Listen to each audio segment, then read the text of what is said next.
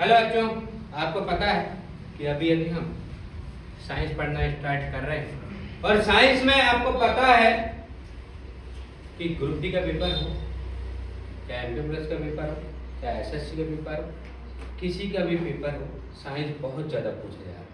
Science में हमने 7वीं की बुक से लेकर 10वीं की बुक तक कवर किया है और जिसमें अभी प्रेजेंट टाइम में आप देख रहे हो, अभी आप जो देख रहे हो ना, ये 10वीं की बुक की तीसरा पार्ट है। ये है तीसरा पार्ट और इस पार्ट का नाम है धातु एवं अधातु, मेटल एंड नॉन मेटल। ये इंग्लिश मीडियम में बोल दिया मैंने। अब चलते हम आगे और पढ़ेंगे कि आपको पता है कि यही पेपर में आ रहा है, वर्तमान में पेपर में यही आ रहा है। अब बोलेगा कि भैया आप 9वीं कक्षा में पढ़ चुके होंगे। अब देख रहे हैं 9वीं कक्षा में आपने कई तत्वों के बारे में पढ़ा होगा, आपने देखा होगा कि किस प्रकार तत्वों को उनके गुण धर्मों के आधार पर धातु एवं अधातु में वर्गीकृत किया जाता है। मतलब उनके गुण के आधार पर, उनके भौतिक आधार पर बांटा गया कौन सी धातु है कौन सी अधातु है। जैसे हमारे घर वाले में बांट देते हैं कौन सा लक्ष्मी पुत्र है और कौन सा बरवाली पुत्र है।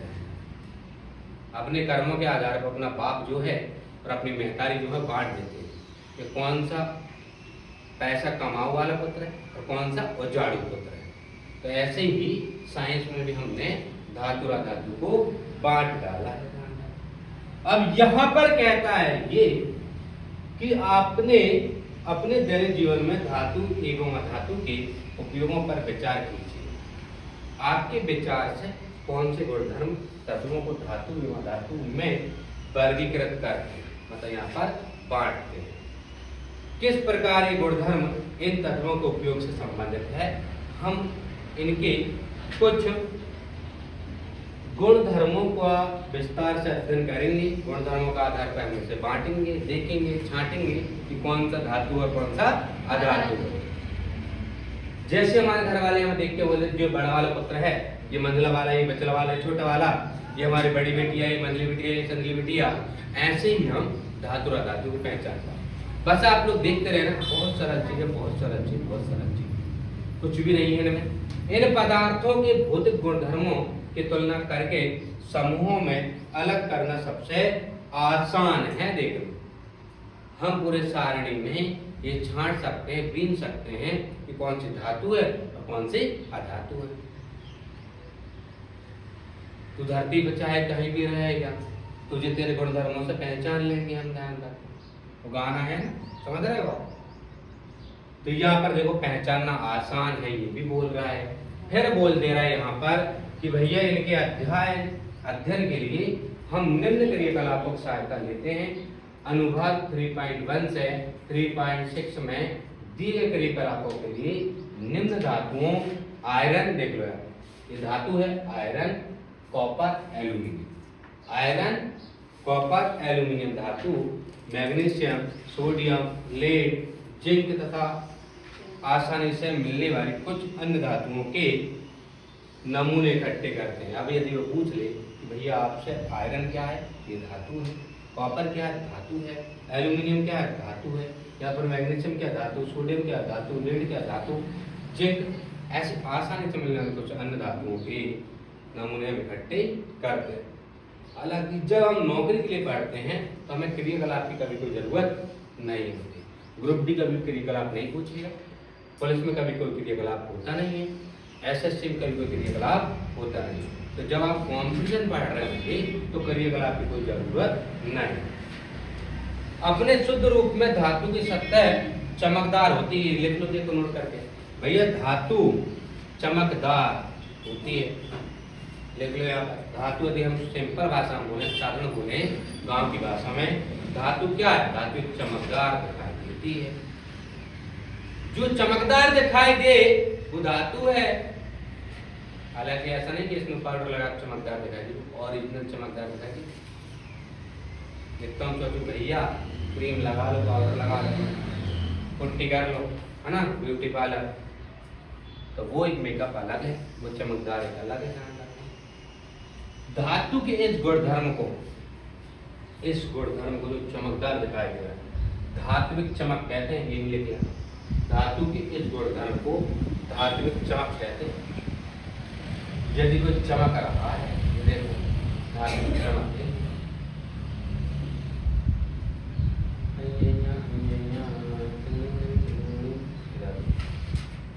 क्या कहते हैं हम लोग? धात्विक चमक। अब और आगे चलते हैं। ये क्रियाकलाप मैंने अभी तुम्हें बताया, क्रियाकलाप अपने कोई काम का नहीं है, हमें करना भी नहीं है, कि कॉम्पिटिशन में कोई काम के नहीं होता है। पर यहाँ पर देखो, इससे काम की चीज यदि कोई निकल रही हो तो हम निकाल सकते। आयरन, कॉपर एलिमेंट तथा मैग्नीशियम का एक छोटा टुकड़ा लीजिए, इन धातु को तेज धार वाले चाकू से काटने का प्रयास कीजिए। इनको ही काट, समझे नहीं समझे? हाँ। तथा अपनी इच्छाओं को लिखिए। चिमटे से सोडियम धातु का एक टुकड़ा लीजिए, पकड़िए। अब यहाँ पर देखो, सावधानी रखिए, माता पिता के सामने कीजिए, टीचर के सामने कीजिए। अकेले छोटे बच्चों को प्रैक्टिकल नहीं करना है, न चाकू को उपयोग करना है, समझ गई? सोडियम धातु का उपयोग करते समय हमेशा सावधान रहिए। फिल्टर पेपर के बीच दबाकर इसे सुखा लीजिए। 5 गिलास पर रखकर इसे चाकू से काटने का प्रयास कीजिए। क्या आप देखेंगे? ये छोड़ हमें, आप देखेंगे धातु सामान्य कठोर। धातु क्या होती है? पहला गुण क्या था? चमकदार दिखाई देती है। दूसरा गुण देख लो, क्या होती है? कठोर होती है धातु, लिख लो। दूसरा गुणधर्म है, धातु हमेशा कठोर होती है, चमकदार होती है। ये गुण लिखते जाओ। धातु की कठोरता अलग अलग होती है, सीधी सी बात है। अलग अलग धातु अलग अलग कठोरता रहेंगी। लोहे की कठोरता अलग रहेगी, एल्यूमिनियम कठोरता अलग रहेगी, ईंट की कठोरता अलग रहेगी, पत्थर की कठोरता अलग रहेगी। समझे नहीं समझे? तुमने देखा होगा, मैं अच्छे से उदाहरण देता हूँ। कोई मान लो 2-3 लड़के तुमने लिए, एक लड़का वो जो एक घूसा मारने में रोने लगता है, एक लड़का वो 2-3 घूसा में रोएगा, एक लड़का वो तो 10-15 घूसा मार लो नहीं रो के वो डुमचा हुआ है। तो ऐसे ही इनमें भी क्वालिटी होती है, समझे नहीं समझे? मैंने पहले क्या बताया कि हीरा की बात करूंगा। यहाँ पर जो धातु जो चमकदार दिखाती है, हीरा भी चमकदार है ध्यान रखो। और धातु क्या होगी? कठोर होगी। तो यहाँ पर देखो, आयरन लेड जिंक के टुकड़े लीजिए, इसको छोड़ो, फ्री गला। आप देखेंगे कि आप क्या, मैं भी देख सकता हूँ, सबकी आंखें जो इतनी प्यारी दी भगवान ने, हम सबकी आंखों से ये देख सकते हैं। समझे नहीं समझे? आप देखेंगे कुछ धातुओं को पीट कर, देख लो, बच्चे भी पीटते हैं, पतली चादर बनाया जा सकता है, देख लो। अपने घर में अपन भी पीटे होंगे मम्मी पापा के उससे डर से, और मम्मी पापा ने मारे भी होंगे, देखो छुपा रहे हो तुम बात है ना, मुन मुस्कुरा रहे। कौन पिटा है? बाप के हाथ से बेटा, मुझे सब पता है। इस गुणधर्म को आघात वर्धता कहते हैं। जितनी पिटने की क्षमता होगी ना आपके अंदर, उतनी आघात वर्धता ज्यादा होगी आपके अंदर। समझे नहीं समझे? जितनी क्षमता आपके पिटने की होगी, आघात वर्धता उतनी ज्यादा होगी। लेकिन पिटने के गुण को क्या कहते हैं? आघात वर्धता। धातु को 2 गुण कौन कौन से बताई मैंने? धातु कैसे दिखाई देती है? चमकदार। कैसे दिखाई देती है? चमकदार। और धातु कोमल होती, कठोर होती है? कठोर होती है। जितनी ज्यादा पिटने की क्षमता होगी, उतनी ज्यादा आघात वर्धता होगी। समझे नहीं समझे? क्या आप जानते हैं कि सोना बाबू, वो सोना बाबू नहीं है, सोना बाबू, सोना तथा चांदी सबसे अधिक आघात वर्ध धातु, लिख लीजिए। सबसे ज्यादा आघात वर्ध धातु सोना और चांदी है। ये पेपर में आएगा कि प्राप्त नहीं बनेगा।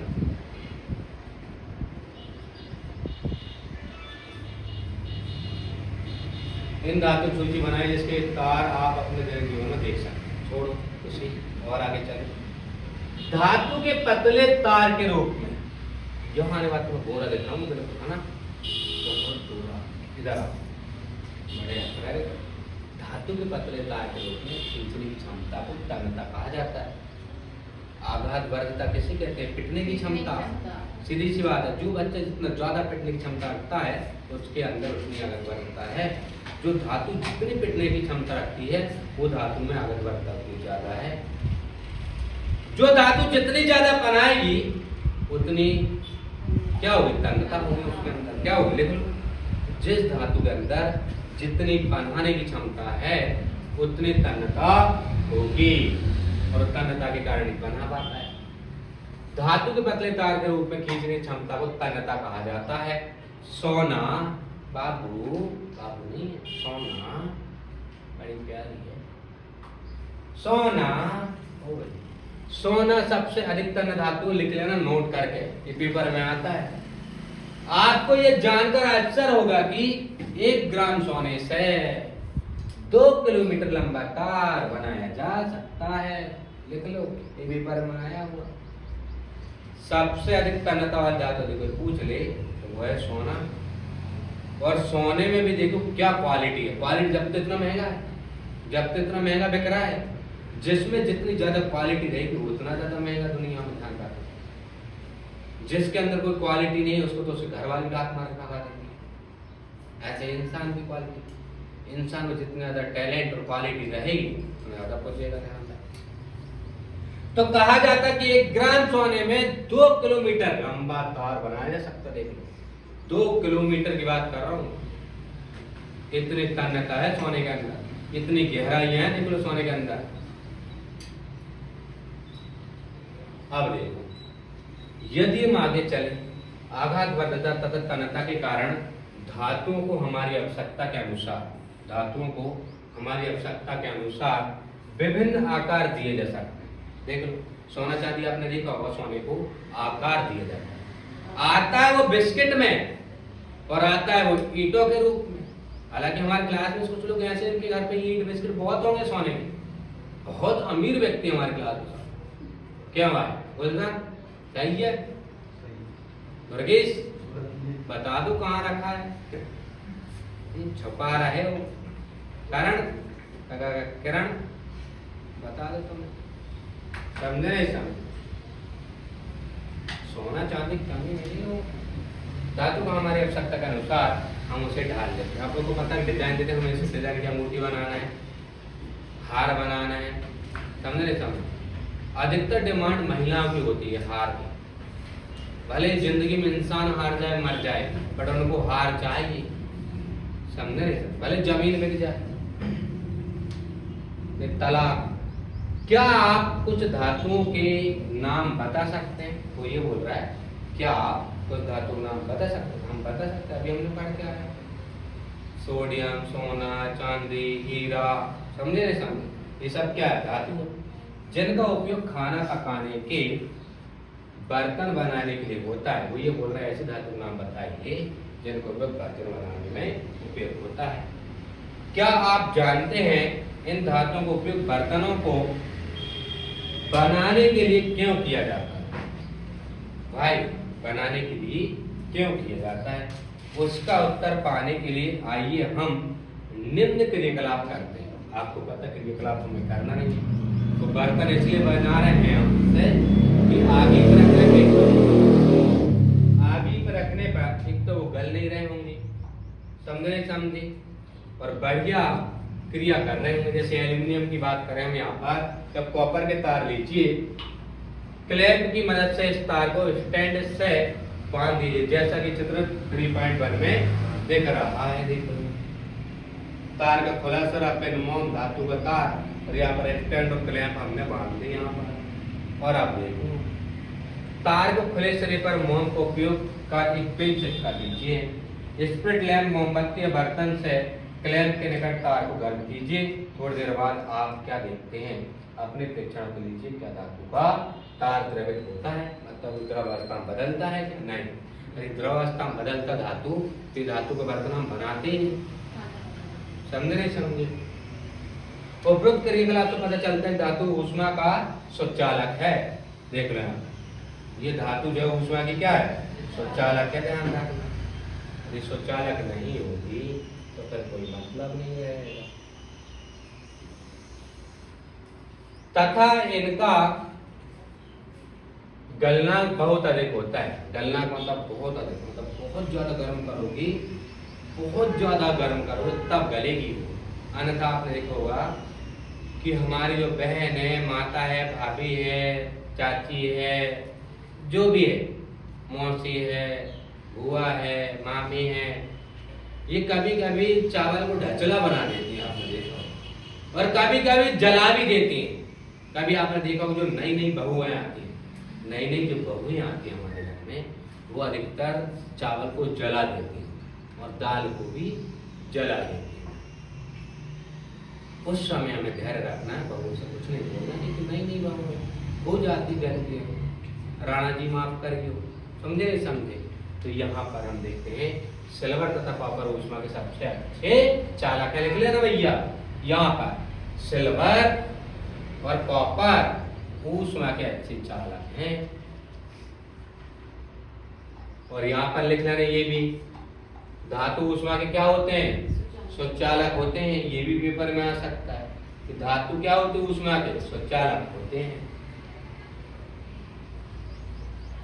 इनकी तुलना में लेड तथा मरकरी ऊष्मा के स्वचालक होते हैं। ये भी लिख लेना, लेड तथा मरकरी ऊष्मा के क्या होंगे? स्वचालक। स्वचालक का मतलब जिसमें ऊष्मा दौड़ नहीं पाएगी और इसमें बहुत तेजी से दौड़ेगी, तो तुम टेंशन नहीं लेना। जिसमें विद्युत दौड़ती है उसको स्वचालक बोलते हैं, जिसमें विद्युत नहीं दौड़ती है, ऊष्मा नहीं दौड़ती है, उसको स्वचालक बोलते हैं। और जिसमें दौड़ जाए, कभी फिर बैठ जाए, फिर दौड़ जाए, फिर बैठ जाए, कभी रुक जाए, कभी भाग दे, कभी दौड़ दे, तो ध्यान रखने से बोलते हैं अर्धचालक। अभी हम सब पढ़ेंगे। क्या धातु विद्युत की भी चालक हैं? हाँ, होते हैं विद्युत की भी चालक। गंजी में कभी करंट आ जाता है, समझे नहीं समझे? फुकनी में करंट आ सकता है, तो इन चीजों से बच के रहना, बच के रहना रे बाबा, बच के रहना रे, समझे नहीं समझे? नहीं तो आपको ऊपर जाना पड़ेगा इसी उम्र में। ये सर्किट को छोड़ दो की तरह एक विद्युत सर्किट परिपथ तैयार कीजिए, जिससे हमका कोई कुछ नहीं करना। यहां से पढ़ो। आपने अब तक देखा होगा कि जिस तार से अपने घर तक बिजली पहुंचती है, बिजली अपने तार से पहुंचती है, बिजली समझ है बहुत तेज पहुंचती, पर पॉलीवाइनिल क्लोराइड अथवा रबड़ जैसी सामग्री की परत चढ़ी होती है। भैया ये क्वेश्चन आया हुआ है, देख लो पेपर से। जिस तार से हमारे घर में बिजली पहुंचती है उस पे किस चीज की परत होती है? भैया पॉलीवाइनिल क्लोराइड, जिसको पीवीसी बोलते हैं, और रबड़ जैसी सामग्री की परत चढ़ी होती। लिख लो, जिस तार में बिजली हमारे घर में पहुंचती है उस तार के ऊपर किसकी परत होती है? तो पीवीसी की होती है। और बिजली डांस करते हुए आती है, आई मटिस तो डांसर टाना, सुना हुआ भाई के पान बनाया रखा, तो लोग तो डांस भी कर रहे होंगे नागिन वाला अभी, है ना? कोई वो परत होती पीवीसी की, और पीवीसी का फल क्या है? पॉलीवाइनिल क्लोराइड। विद्युत तार ऐसे पदार्थों की परत क्यों होती है? भैया ऐसी परत क्यों होती है? इससे करंट ना लगे, इसलिए होती है क्योंकि ये विद्युत की क्या होगी? स्वचालक होंगी। स्वचालक होंगी तब तो करंट नहीं लग रहा है ना। जब, अब देखो यहाँ पर आ गया जब धातुएं किसी कठोर सतह से टकराती हैं तो क्या होता है? क्या वह कोई आवाज उत्पन्न करती है? जो धातु कठोर सतह टकराने पर आवाज उत्पन्न करती है, ध्यान समझ, आवाज उत्पन्न करती है, उन्हें ध्वनिक या सोनोस्वर कहते हैं। लिख लो, जिस धातु को हम कठोर धातु से, कठोर वस्तु से टकराते हैं, उससे साउंड निकलता है, ध्वनिक या हम कह सकते हैं सोनोस्वर कहते हैं उसे, सोनोस्वर कहते हैं, उससे साउंड उत्पन्न होता है। क्या अब बता सकते हैं कि स्कूल की घंटी धातु की क्यों बनी होती है? हमें पता है धातु से क्या आती है? आवाज आती है।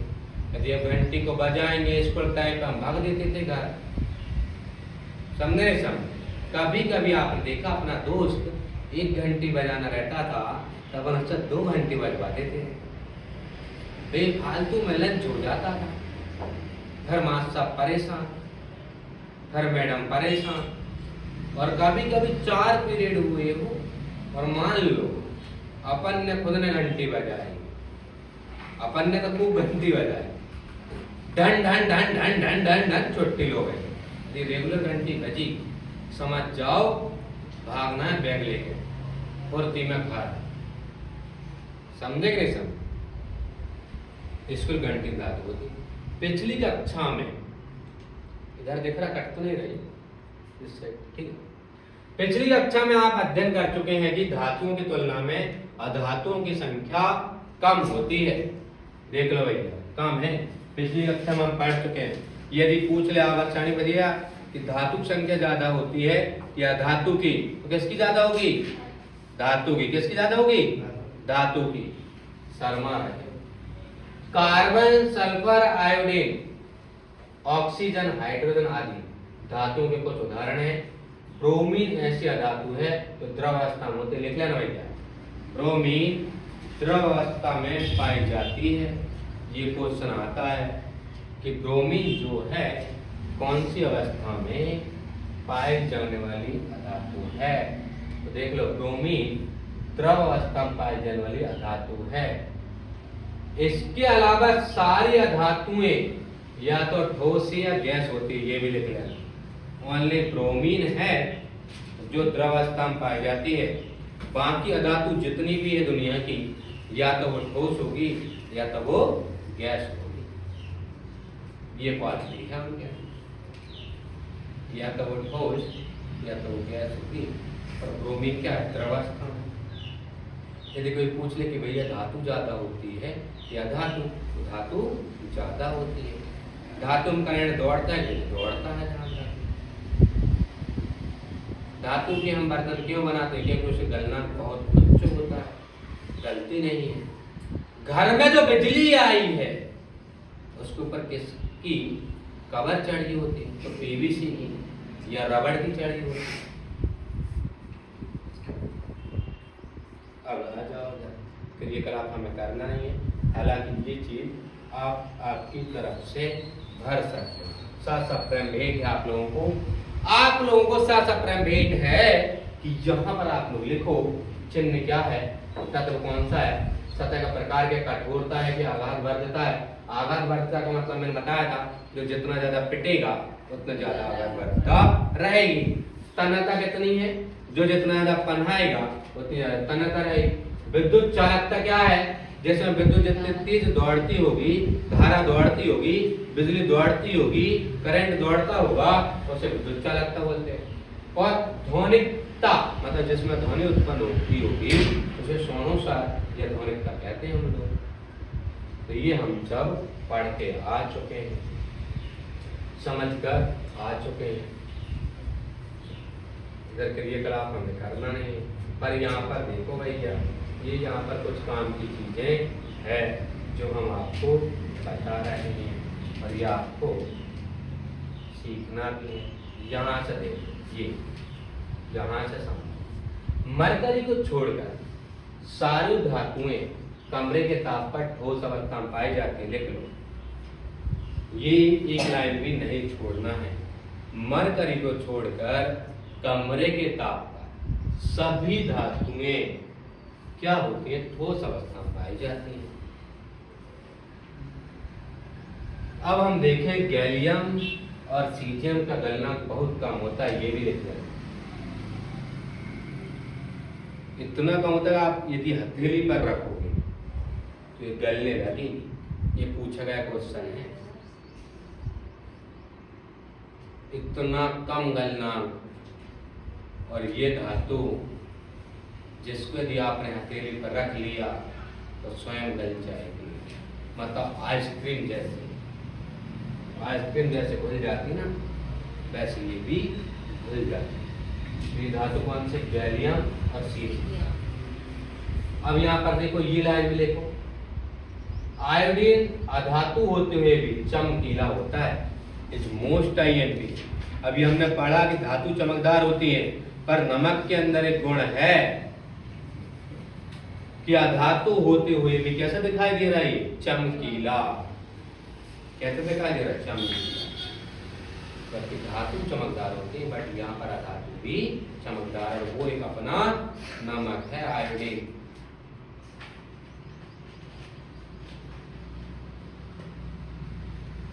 कार्बन ऐसी धातु है जो विभिन्न रूपों में विद्यमान रहती है। देख लो, ये लाइन लिखना, पूरी लाइन लिखना नहीं, सबसे क्वेश्चन आए। कार्बन ऐसी धातु है जो विभिन्न रूपों में विद्यमान रहती है, प्रत्येक रूप को अपर रूप कहते हैं। देख लो, हीरा कार्बन के एक अपर रूप है। यह सबसे कठोर प्राकृतिक पदार्थ है, ये भी लिख लेना। इसका गलनांक तथा पतनांक बहुत अधिक होता है। कार्बन का एक अन्य अपर रूप ग्रेफाइट विद्युत का सुचालक होता है। ये क्षारीय धातु इतनी मुलायम होती है कि इसको चाकू से भी काटा जा सकता है। इससे घनत्व तथा गलनांक कम होते हैं। तत्वों में उनके रासायनिक गुणधर्मों के आधार पर अधिक स्पष्ट धातु और धातु का किया जा सकता है। मतलब धातु आसानी से कट जाती है, धातु नहीं कटती है। तो थैंक यू, धन्यवाद।